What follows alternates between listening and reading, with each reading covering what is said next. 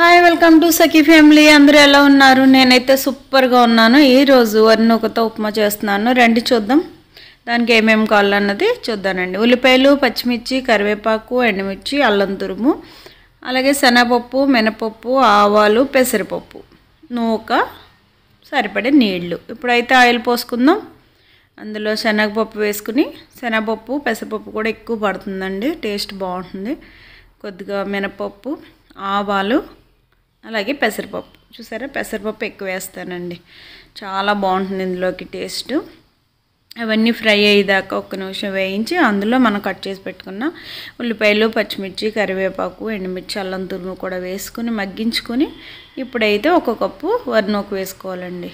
అందులో సరిపడే సాల్ట్ వేసుకొని సిమ్లో పెట్టుకుని బాగా ఫ్రై చేసుకోవాలి. నూక ఎంత ఫ్రై అయితే ఉప్మా అంత టేస్ట్గా ఉంటుంది, నిజంగానే చాలా బాగుంటుంది.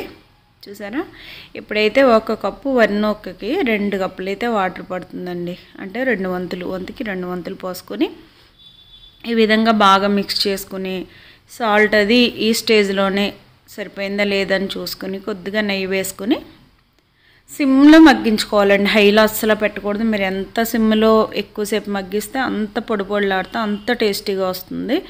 చూసారా, ఇప్పుడైతే కొద్దిగా ఇందులో కొత్తిమీర వేసేసుకుందామా. ఫైనల్ టచ్ కదా, మనం ఏమి వండుకున్నా కొత్తిమీర కామన్ అనమాట, కంపల్సరీ. వేడి వేడి గుమ్మగుమ్మలాడే వరినూక ఉప్మా అండి, సూపర్ అంటే సూపర్ ఉంది. దీన్ని మరి డెకరేషన్ చేయాలి కదా, తినడానికి ఎంత బాగుందో చూడడానికి కూడా అంత బాగుండాలి. అందుకని చెప్పి మీ అందరి కోసం ఈ డెకరేషన్.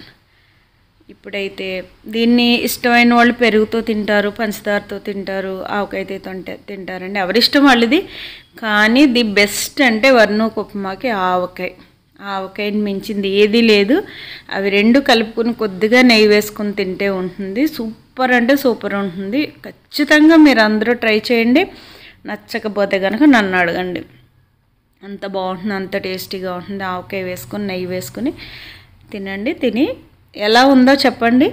అలాగే నా వీడియోస్ అన్నీ చూస్తూ నన్ను సపోర్ట్ చేస్తుంది మీ అందరికీ చాలా థ్యాంక్స్ అండి. ఈ వీడియో కూడా నచ్చిందని అనుకుంటున్నాను. Thank you.